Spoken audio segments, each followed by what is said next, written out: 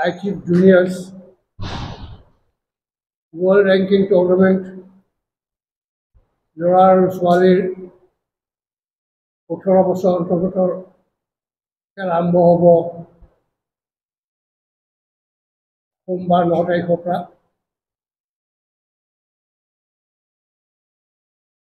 Ajipra Ambo is a qualifying round. And we are Agote 8 tournament called grade 5, 4, grade 3, grade 2, grade 1. হিচাপে জনাজাত আছিলে 2022 চনৰ পৰা ITF এইটো অলপমান চেঞ্জ আনিলে লোৱেষ্ট লেভেল হৈছে গ্ৰেড 30 ইয়াৰ আগতে আমি প্ৰথমতে গ্ৰেড 5 টুৰ্নামেণ্টখন পাতিছিলোঁ আজি 2 বছৰৰ পৰা আমাৰ আপগ্ৰেড হৈছে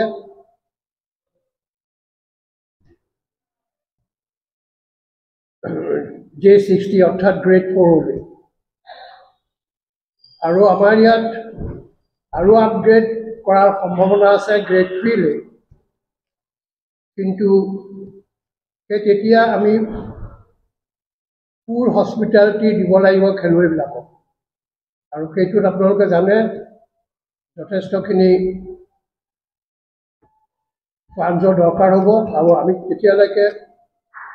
আমি এজন স্পন্সৰ লগত টাই আপ কৰিব নোৱাৰোঁ সেইটো আমাৰ কাৰণে কণ্ডাক্ট কৰাটো সম্ভৱপৰ নহয়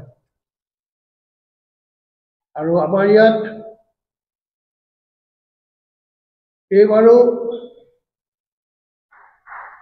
অসমৰ কিছু খেলুৱৈ পাৰ্টিচিপেট কৰিছে আৰু নৰ্থ ইষ্টৰ মণিপুৰৰ আহিছে আৰু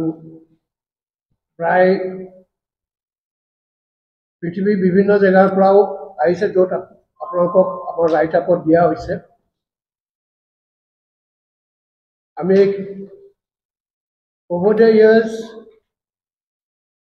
level of tournament level of play যথেষ্টখিনি আগবঢ়া হৈছে আৰু এইখিনিৰ পৰা আমাৰ খেলুৱৈসকলেও কিমান দূৰ যাব লাগিব সেইটো নিজে গম পাব আৰু আমি আশা কৰোঁ সেই এনকাৰেজমেণ্টটো পাই আমাৰ ল'ৰা ছোৱালীও ৱৰ্ল্ড ৰেংকিঙৰ কাৰণে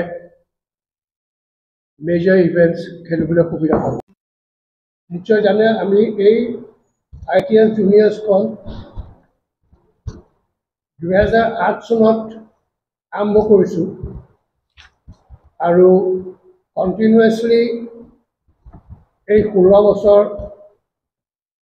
আমি আমাৰ টেনিছ কমপ্লেক্সত কণ্ডাক্ট কৰিছোঁ তাৰ মাজত খালি এবছৰ আমি 2020 চনত কোভিড পেণ্ডেমিকৰ কাৰণে গোটেই ভাৰতবৰ্ষত বা গোটেই পৃথিৱীতে টুৰ্নামেণ্ট বন্ধ আছিলে বহুত জেগাত এই ইণ্টাৰনেশ্যনেল টুৰ্নামেণ্টখন কণ্টিনিউৱাছলি পতাত আমাৰ ইণ্ডিয়ান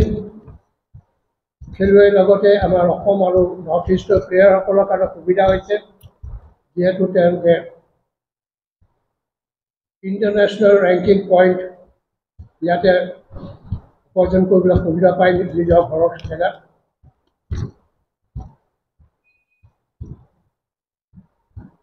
আপোনালোকে গম পাব যে 1990s ভাৰতবৰ্ষত মাত্ৰ 3খন ITF জুনিয়ৰ হৈছিলে 3খন জেগাত অৰ্থাৎ কলিকতা চণ্ডীগড় আৰু দিল্লী 2003 চনত আৰু 3খন জেগা আৰম্ভ হ'ল আৰু 2008 চনত আৰু 3খন জেগা আৰম্ভ হ'ল তাৰমানে তেতিয়া আমি আমাৰ অসমত গুৱাহাটীত পাতিবৰ কাৰণে সুবিধা পালোঁ আৰু এই টুৰ্নামেণ্টখন ইণ্টাৰনেশ্যনেল টেনিছ ফেডাৰেশ্যনে নৱেম্বৰ মাহৰ 3য় সোমবাৰটোত প্ৰত্যেক বছৰে এলট কৰি থৈছে আমাৰ গুৱাহাটীত এই টুৰ্ণামেণ্টখন অনুষ্ঠিত হ'বৰ কাৰণে দুইজনী ছোৱালী আমাৰ অসমৰ এজনী ছোৱালী আছে চিমি বেগম বুলি চিমি বেগম তাই বিয়া কৰালে JK শৰ্মা বুলি তাই হাৰিয়ানাত থাকে আৰু তেওঁলোকৰে ছোৱালী চেৰী শৰ্মাও যথেষ্ট ভাল খেলি আছে তাই IPF পইণ্টছ গোটাইছে গতিকে চেৰী শৰ্মাক আমি ইয়াত ৱাইল্ড কাৰ্ড দিছোঁ আৰু ইজনী হৈছে স্নিগ্ধা পাটিবন্দনা তাই ইয়াতেই সৰুৰ পৰা খেলা আৰু ভাল এতিয়া যথেষ্ট ভাল খেলি আছে যথেষ্ট ভাল পাৰফৰ্মেঞ্চ দিব বুলি আশা কৰিছোঁ তেওঁ আমাৰ ইয়াৰে অসম কেডাৰৰ IAS অফিচাৰ অশোক বাবুৰ ছোৱালী গতিকে ভাল পাৰফৰ্মেঞ্চ দিব বুলি আমি আশা কৰিছোঁ আৰু টেনিছ এছ'চিয়েশ্যনৰ ফালৰ পৰা দিছে প্ৰাচী মালিক আৰু আকাংক্ষা ঘোষ তেওঁলোকক দিছে গতিকে আমি আমাৰ এই ৱাইল্ড কাৰ্ডত যিখিনি ল'ৰা ছোৱালী সোমাইছে তেওঁলোকে ভাল পাৰফৰ্মেঞ্চ দিব বুলি আমি আশা কৰিছোঁ উল্লেখ কৰিছোঁ পইণ্টছত ইয়াত ফাৰ্ষ্ট ৰাউণ্ডত কোনো পইণ্টছ নাই ফাৰ্ষ্ট ৰাউণ্ড জিকিলে প্ৰি কোৱাৰ্টাৰ ফাইনেল পালে আছাম টেনিছ এছ'চিয়েশ্যনৰ ফালৰ পৰা ৰণক কাশ্যপক দিছোঁ আৰু ৰিয়ান কাশ্যপক দিছোঁ ৰণক কাশ্যপে অলৰেডি তেওঁ ITF টুৰ্ণামেণ্ট কিছুমান খেলিয়ে কৰিছে তেখেত আফ্ৰিকাতো খেলিব গৈছে তেখেতৰ অলপতে পইণ্টছো তেখেতে গোটাইছে আৰু ৰিয়ান কাশ্যপ যথেষ্ট এজন প্ৰমিজিং ল'ৰা তেওঁ এইবাৰ 16 বছৰ ক্ৰছ কৰিছে আৰু তেওঁৰ যথেষ্টখিনি ভাল পাৰফৰ্মেঞ্চ দি আছে আৰু তেওঁৰ পাৰফৰ্মেঞ্চৰ ওপৰত আৰু আমাৰ পাৰ্থিৱ ৱেলফেয়াৰ পাৰফৰ্মেঞ্চৰ ওপৰত আপোনালোকে হয়তো গম পাইছে এবাৰ অইল ইণ্ডিয়াই তেওঁলোকক আমাৰ ৰিকমেণ্ডেশ্যনত অসম টেনিছ সন্থাৰ ৰিকমেণ্ডেশ্যনত তেওঁলোকক কণ্ট্ৰেক্ট বেচিছত লৈছে আৰু আশা কৰিছোঁ তেওঁলোকৰ এই কণ্ট্ৰেক্ট বেচিছত লৈ তেওঁলোকক অহা যোৱা খৰচ আৰু হোটেলত থকা কিছুমান খৰচ তেওঁলোকে বহন কৰিব গতিকে তেওঁলোকৰ এটা সেইটো সুবিধা হ'ব বুলি আশা কৰিছোঁ আৰু আমি আশা কৰিছোঁ তেওঁলোকে নিজৰ খেলটো কণ্টিনিউ কৰিব তেওঁলোকে এটা ভাল পাৰফৰ্মেঞ্চ দিব পাৰিব পাৰ্থিৱ কলিতাও এইখন টুৰ্ণামেণ্ট খেলিছে তেওঁক আমি কোৱালিফাইঙত যদিও দিছিলোঁ কিন্তু কোৱালিফাইঙত কিছুমান ল'ৰা ছোৱালী নাহাৰ কাৰণে কোৱালিফাইঙত আমি ৱাইল্ড কাৰ্ড দিছিলোঁ কিন্তু কোৱালিফাইঙত কিছুমান নাহাৰ কাৰণে তেওঁ ডাইৰেক্ট সোমাই গ'ল গতিকে তাৰ পৰা তেওঁ যদি মেইন ড্ৰত আহে তেতিয়া এটা পইণ্ট পাবলৈ সহজ হ'ব সেইটো কাৰণে তেওঁ তেনেকৈ ডাইৰেক্ট খেলিছে আৰু বাকী দুজন ল'ৰাৰ অল ইণ্ডিয়া টেনিছ এছ'চিয়েশ্যনৰ ফালৰ পৰা দিছে অভিৰাজ ঠাকুৰ আৰু Namit Bhatia all India tennis এছ'চিয়েশ্যনৰ ফালৰ পৰা দিছে ইয়াতে অলমষ্ট গোটেইখিনি কথা উল্লেখ কৰা আছে যিকেইখন কাণ্ট্ৰি বাহিৰৰ পৰা আহিছে সেইখনো আমি ইয়াত উল্লেখ কৰিছোঁ তাৰ ভিতৰত ধৰক আমাৰ হংকঙৰ প্লেয়াৰজন নাহিলে আৰু আৰ্মেনিয়াৰ প্লেয়াৰ অহা নাই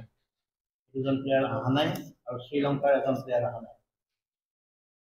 প্ৰেছ লিষ্টটো আমি যিটো আগতেই বনাই দিছিলোঁ অলপ আগতে আমি গম পালোঁ যে সেইজন প্লেয়াৰ অহা নাই চনত আমাৰ অসম চৰকাৰৰ স্পৰ্টছ এণ্ড ইউথ ৱেলফেয়াৰ ডিপাৰ্টমেণ্টৰ কমিশ্যনাৰ ছেক্ৰেটাৰী হিলালী চাহাব আহিম বুলি তেখেতে কনফাৰ্ম কৰিছে গতিকে তেখেত আহিব আৰু লগতে আমি গেষ্টক তেখেত চিফ গেষ্ট হিচাপে আহি খেলখন ইন'গাৰেট কৰিব